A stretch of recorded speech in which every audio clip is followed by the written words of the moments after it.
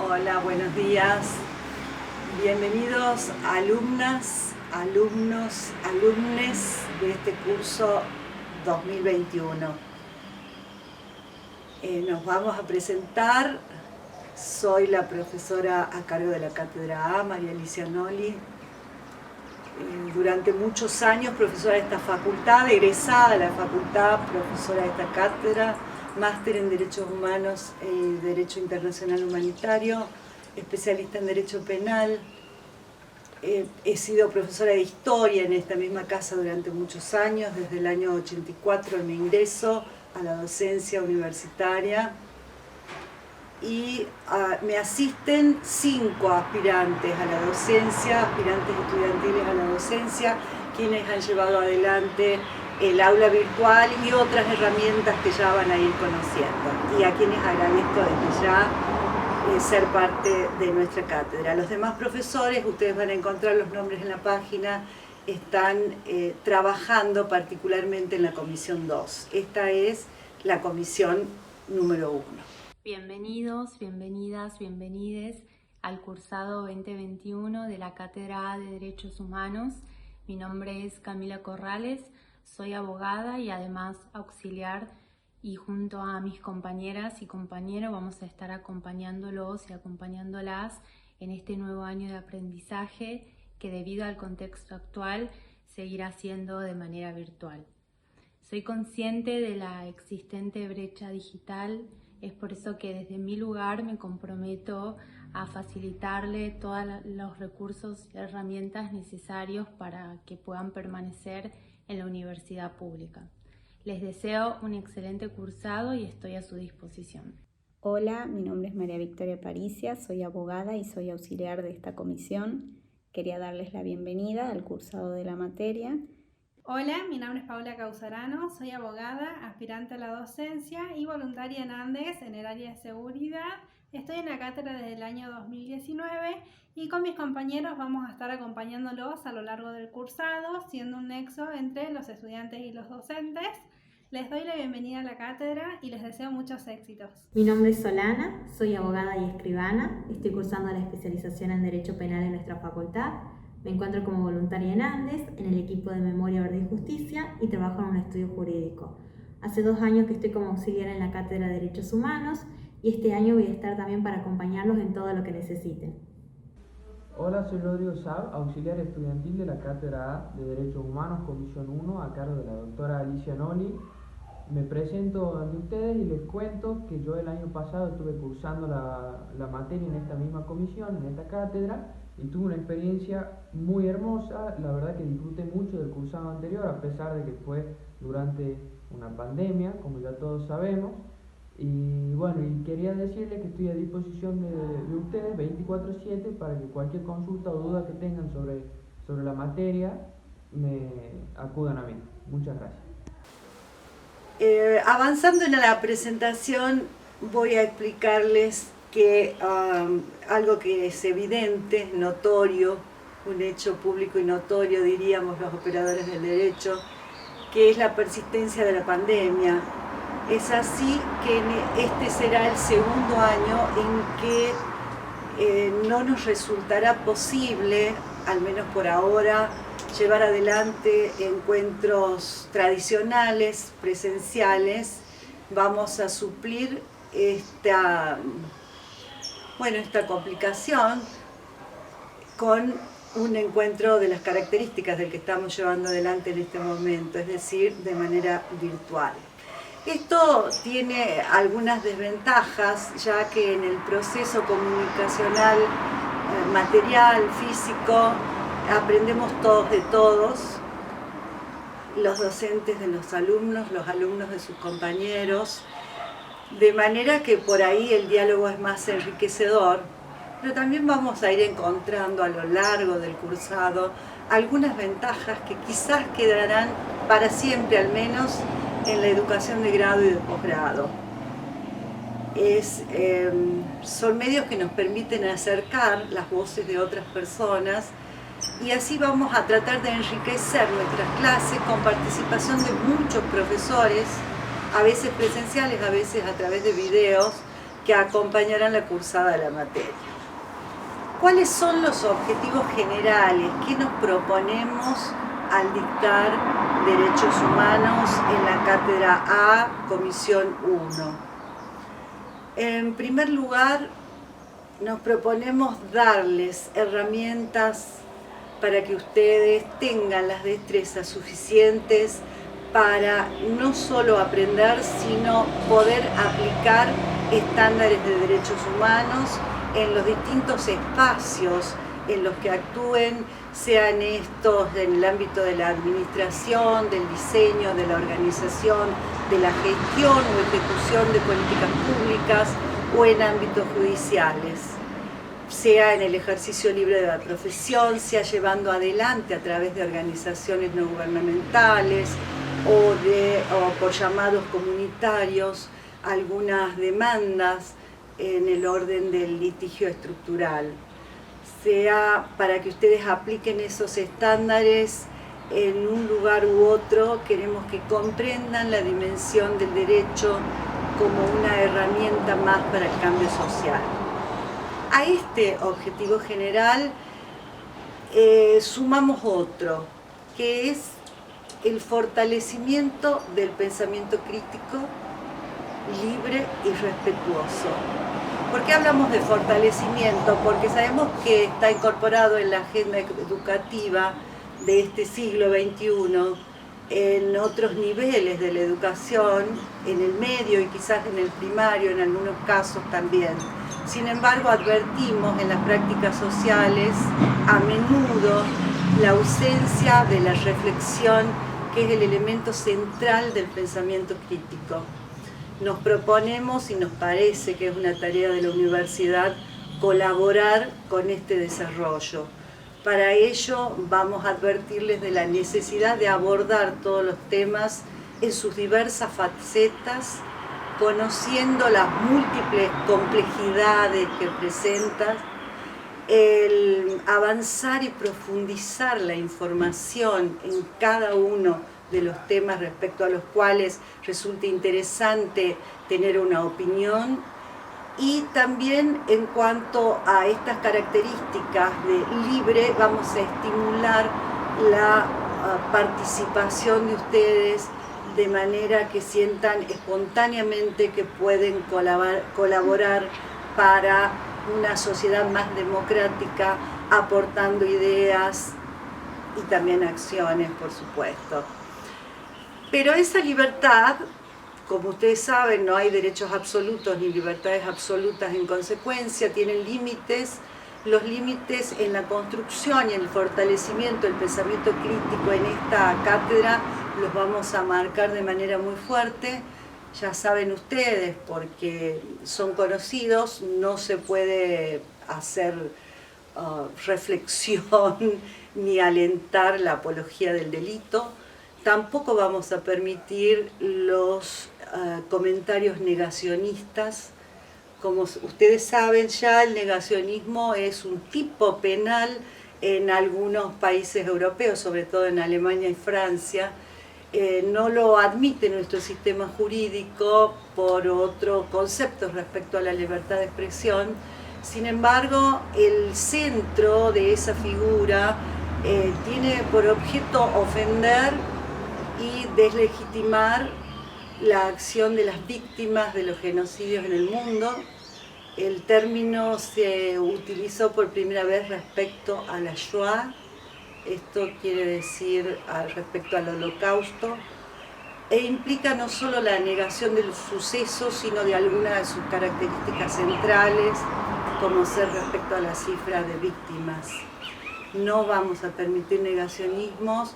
Nos parece que es tan fuerte esto que deslegitima un piso elemental de memoria para preservar nuestro Estado de Derecho. Es central. Tampoco vamos a permitir el discurso que no sea respetuoso, destinado a minorías, a disidencias de cualquier orden, a disidencias sexuales, a disidencias políticas, ni el discurso agresivo o que ofenda, decíamos, a los demás. Esas serán las reglas para actuar en nuestra aula virtual, en sus foros, en el grupo de WhatsApp, y en el caso en que alguien no acordara con ellas o violara alguna de estas reglas, será invitado a abandonarlos sin posibilidad de regresar. Estos objetivos de formación se van a ir cumpliendo a medida que desarrollamos nuestro programa. Entonces veamos ahora algunos objetivos ya específicos.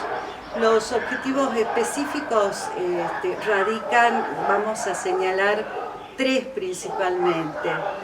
El primero está vinculado a brindar el conocimiento respecto a los principios de derechos humanos. Estos principios van a permitirles a los estudiantes, a las estudiantes, a les estudiantes, contar con herramientas para interpretar si una decisión de política pública o una decisión expresada en una norma son compatibles con el derecho internacional de los derechos humanos y su aplicación doméstica, que como saben ustedes, por mandato constitucional, se realiza no solo conforme la normativa, sino con los caracteres de progresividad y recibiendo también la interpretación que a esos tratados de derechos humanos van a dar los órganos de aplicación en el sistema interamericano preferentemente, pero también en el sistema universal y a través de los comités y otros órganos de aplicación de tratados. Esa interpretación de la norma local o de la decisión política local se va a realizar teniendo presente entonces la lupa de derechos humanos, y esa lupa se conforma siempre que podamos conocer fuertemente a los principios. Sabemos que, por ahora los vamos a mencionar nada más, son centralmente el principio de universalidad, quiere decir que es común a todos los seres humanos, cualquiera su ubicación en el planeta o cualquiera su experiencia vital. Los derechos humanos son universales, más allá de aquella advertencia del relativismo cultural. Son indivisibles porque solamente pueden comprenderse teniendo presente que el ser humano es uno y que aquella división que tuvo algún efecto a los fines didácticos en algún momento entre civiles y políticos, económicos, sociales y culturales, y también fue dándose así paulatinamente en los tratados que fundaron el derecho internacional de derechos humanos, esa división no existe en la práctica y por lo tanto vamos a decir desde 1993, desde la Conferencia de Viena, que estos derechos son indivisibles.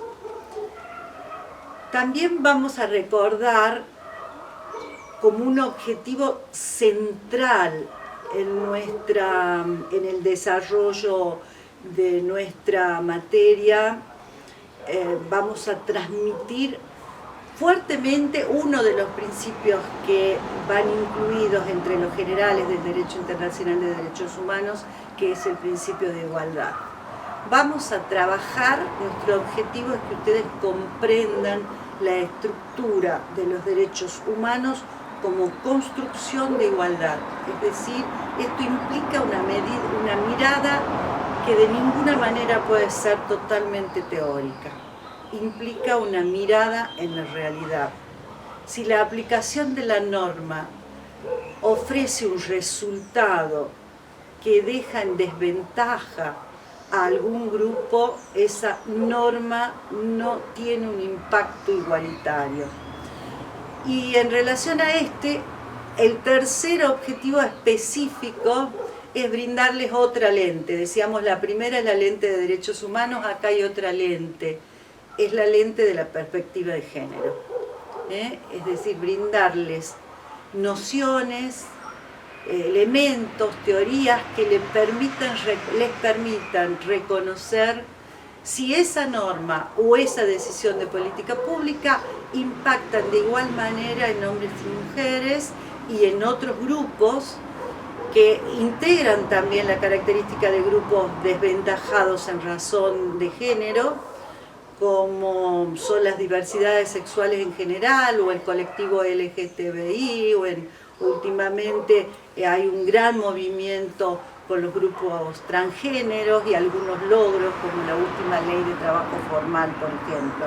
Entonces, vamos a brindar esa perspectiva que nos obliga a realizar un cotejo de la norma jurídica tal cual fue dictada y hoy continúa vigente, con el impacto que esa norma produce en el colectivo particular, a veces subrepresentado, a veces con obstáculo para el ejercicio de algunos derechos, a veces cautivo de representaciones que impiden el goce pleno de los derechos. Bueno, para lograr estos objetivos, tanto los generales como los particulares, específicos, vamos a tener que trabajar con una serie de herramientas, entre ellas nuestras diversas plataformas que ustedes ya conocen, para tratar de hacer las clases sincrónicas. Esas clases serán grabadas e incorporadas a nuestra aula virtual, que les invito desde ya a quienes no han ingresado todavía a conocerla. El aula nos tiene encantadas y encantados. El año pasado fue empleada, diría, todos los días por quienes cursaban la materia. Este año, desde luego, tuvimos que agregar nuevos contenidos. Van a trabajar en 13 unidades, encontrarán en el aula una pestaña por unidad, precedidas por 2 pestañas, una que les brinda la bienvenida y recuerda los objetivos de la cátedra, otra que hace una introducción a la materia. Además se agregan, además de las unidades, unas específicas de bibliografía y jurisprudencia, otra que nuestras aspirantes han llamado datazo, donde hemos colocado los nombres de algunas películas, series, lecturas recomendadas, una pestaña de música también, y por último una pestaña que se denomina Opinión Consultiva 27 de la Corte Interamericana de Derechos Humanos. Es la última opinión consultiva que la Corte ha dictado, en la cual analiza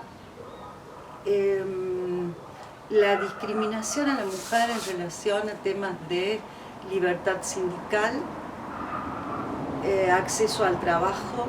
Trabaja muy fuerte con perspectiva de género, desde luego, respecto a las tareas de cuidado, a la subrepresentación de la mujer en los órganos gremiales, al impacto económico de esas tareas de cuidado. ¿Y por qué están ahí como una pestaña especial?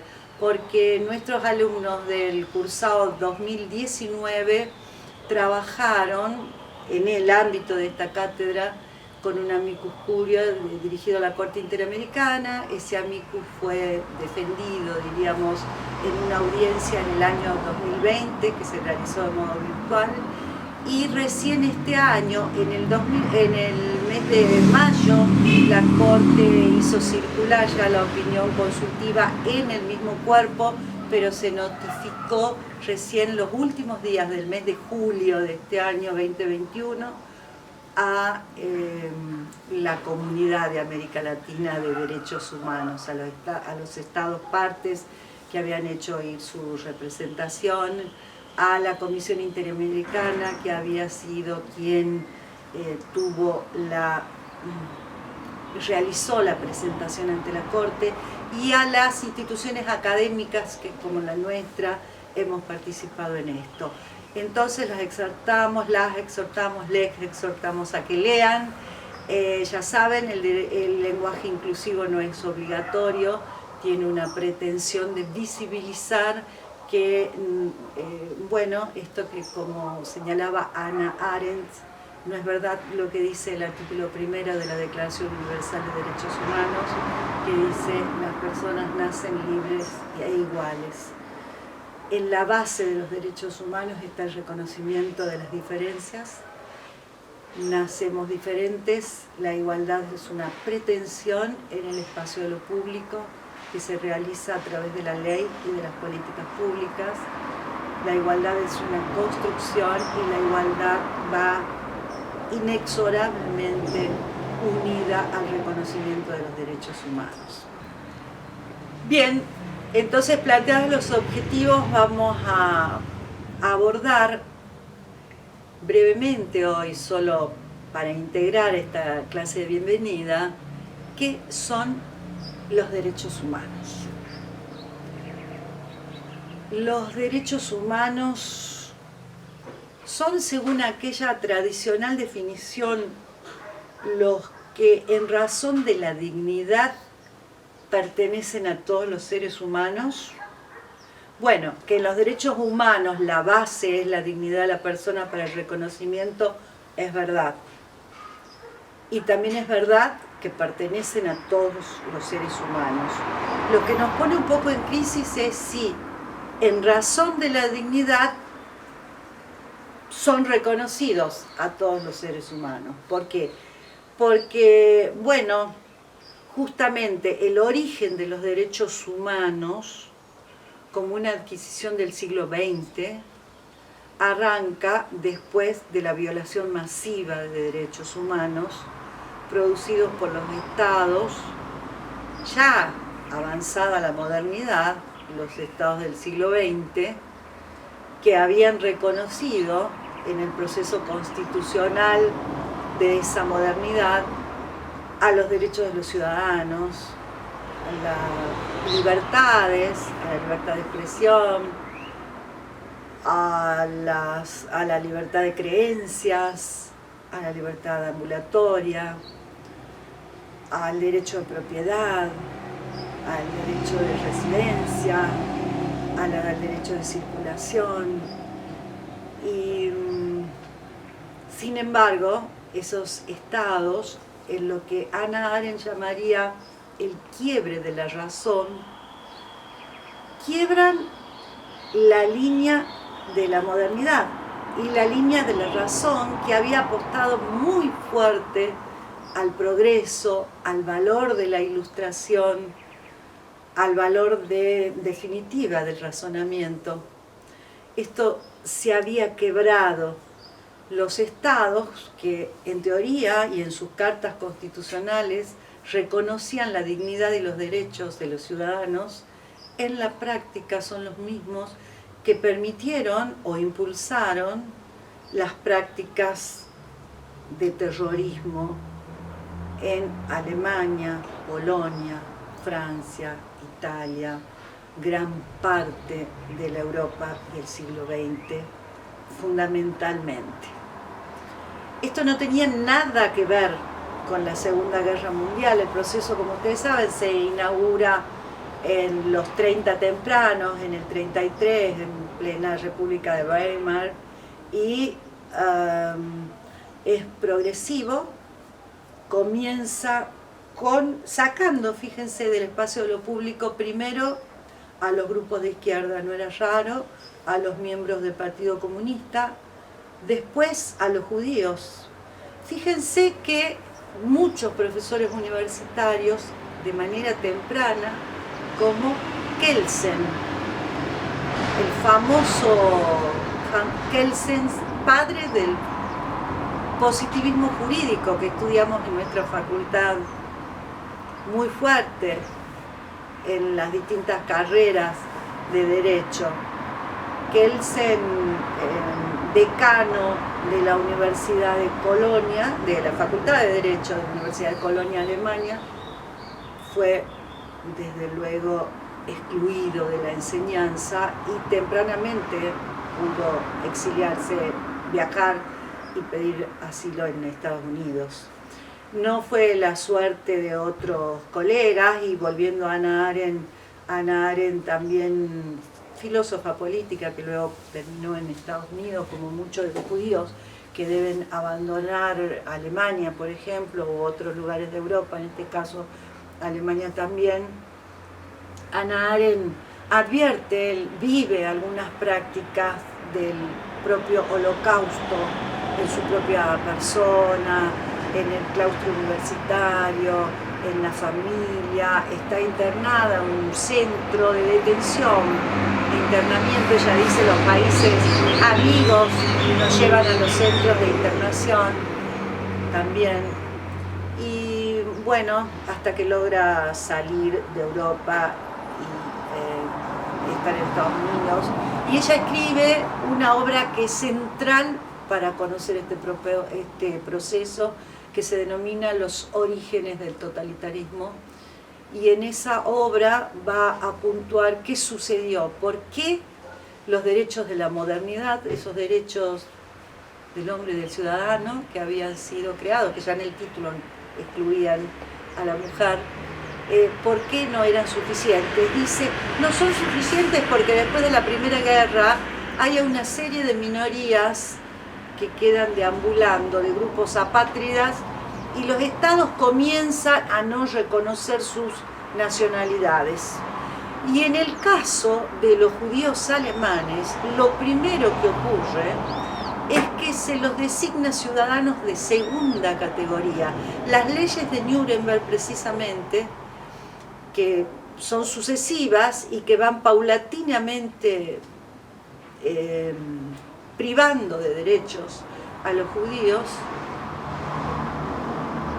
33, 34, resuelven privarlos de la ciudadanía en sentido estricto, al designarnos ciudadanos de segunda primero, así expresamente, de segunda categoría. Esto implicaba que no podían casarse con los que no eran judíos, etc.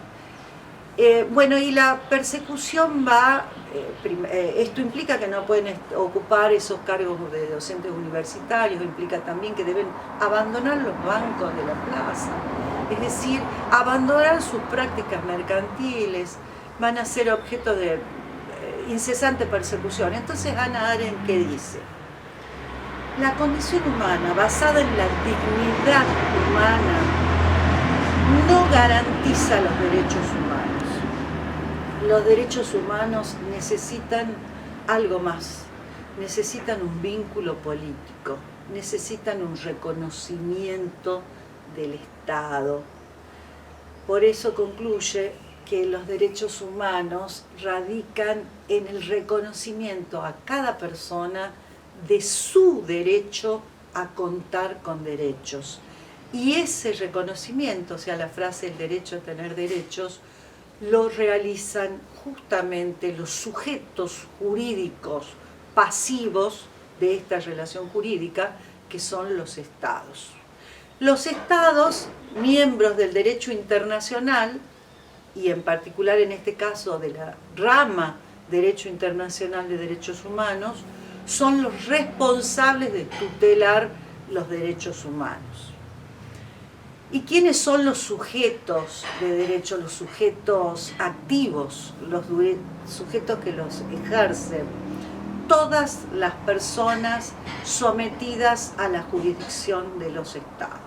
Todas las personas que están en los estados, sean nacionales o extranjeros, estén de tránsito o sean migrantes, sean refugiados o asilados, estén detenidos, estén privados de la libertad, estén privados de ejercer algún otro derecho como la libertad ambulatoria, no pierden los demás derechos. Todas estas personas sometidas a jurisdicción de un Estado tienen derechos humanos.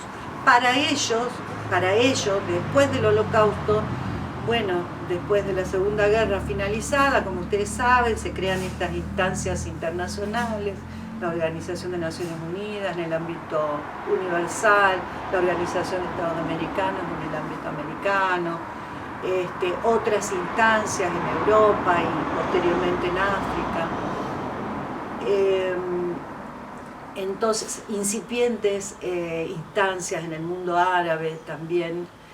Entonces, a partir de esas organizaciones internacionales, se va formando con el Parlamento Internacional, con la participación de los estados. Ellos serán los legisladores, los creadores de ese nuevo derecho internacional, que desde luego no nace en todos los casos por la sola voluntad de los estados, sino que muchas veces es empujado por las movilizaciones, por los grupos, por los colectivos que acuden a las instancias internacionales con una agenda propia de su interés, de sus luchas, de sus movimientos, y que proponen sea incorporada en esta ampliación de derechos que se recibe desde el ámbito de discusión internacional. El origen siempre está en esa instancia internacional a través de tratados, de acuerdos, de pactos, de convenciones. Ese es el origen, es un origen voluntario realizado por los estados. Y bueno, los procesos luego para ponerlos en vigencia en algunos casos serán de una manera, en otros de otra. Nosotros tenemos en nuestra, desde el fallo en Mejián con Sofovich, en el orden doméstico, la obligación de reconocer la operatividad de esos tratados de derechos humanos, es decir, una vez que el Estado ha concurrido a su dictado y luego los ha ratificado, sus normas son de aplicación inmediata en el Estado. Pero ahora aparece un nuevo actor. Fíjense que los alemanes hablaban ya de un efecto horizontal de la aplicación de derechos humanos. Decía, no pongamos solamente la relación vertical, Estado y persona titular de derechos, es decir, el sujeto obligado, el sujeto que tutela, el sujeto que protege y garantiza, que es el Estado, y del otro lado el sujeto tutelado, el sujeto que recibe el derecho, sino hay que mirar hacia derechos de la solidaridad que sí crean obligaciones en carácter de titulares a los demás. Y han trabajado muy fuerte en esa línea, y en el ámbito americano mucho todavía no estábamos mirando ese desarrollo. Sin embargo, en nuestros días aparece un actor internacional que también es sujeto pasivo, es decir, que tiene obligaciones y que está conformado por las empresas. Las empresas aparecen en el derecho internacional de derechos humanos de manera incipiente en algunos casos como un sujeto obligado, como un sujeto nuevo. De todas maneras, el Estado o los estados tienen obligaciones de supervisión respecto a estas empresas. Es interesante esto, es muy interesante. Fíjense que a raíz de la pandemia hemos hablado mucho ya en nuestra cátedra el año pasado del derecho a acceder a Internet como un derecho humano central. Ya venía hablando la Comisión Interamericana de esto, un Internet también libre, desde luego, suficiente, accesible, asequible, etc. Y hablábamos de obligaciones del Estado, obligaciones de regulación y control. Cuando el Estado, a través del ENACOM, ¿cierto?, del Ente Nacional de Comunicación, dicta el DNU 690-20, el Estado resuelve declarar servicio de interés público. No dice, reconocemos el derecho a acceder a Internet, pero dice, le reconocemos su carácter de servicio público, así como se reconoce al agua, por ejemplo, que no es necesario que los estados salgan a decir que el derecho al agua es un derecho humano. Bien, lamentablemente, en algunos casos, como el de este DNU, impulsado por la empresa Telecom, se obtuvo en tribunales, Cámara Contencioso Administrativa Federal, justamente, la declaración de inconstitucionalidad del decreto. Más adelante otras empresas internacionales, también como Claro y Movistar, también apelaron, ocurrieron a las instancias judiciales. Nosotros consideramos que muchas veces el trabajo de la Facultad de Derecho, la formación en el ámbito jurídico respecto a los derechos humanos no concluye ni con la explicación de sus paradigmas, ni de sus orígenes, ni siquiera con el relato de las prácticas que en algunos casos parecen muy lejanas, como los padecimientos actuales de los grupos migrantes en América Central o en el tránsito desde Asia a Europa, por ejemplo, o a Australia, o desde África a Europa, sino es lo que tenemos muy cercano en la práctica, no solo centrada tampoco en los grupos de ostensible mayor vulnerabilidad económica, social y cultural, sino en relación a las prácticas cotidianas y al obstáculo que a veces se presenta al ejercicio de nuestros derechos. Por eso es tan importante la formación jurídica en derechos humanos. Fíjense que ya que he mencionado esto y la intervención de los tribunales, que el caso que llega a la Corte Suprema con mayor trascendencia en la pandemia y que lo resuelve la Corte este año en el mes de mayo, está referido a la presencialidad. Es una disputa, digamos, centralmente por competencia entre la Ciudad de Buenos Aires y el Estado Nacional, y es una acción declarativa de inconstitucionalidad, y hay un solo voto de ese fallo de la Corte, que es el voto del juez Lorenzetti, que pone la mira en la ponderación de derechos, en el carácter